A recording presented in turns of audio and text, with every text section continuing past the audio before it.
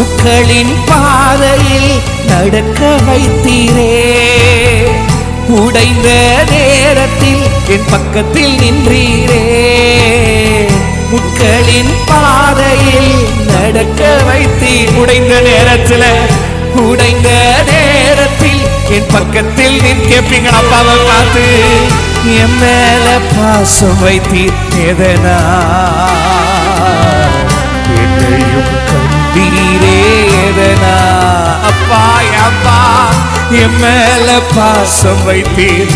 சத்தியமா தெரியல டாடி. ஐயா என்னையும் கண்டீரே. எதனா ஆசையா அப்பா ஏசப்பா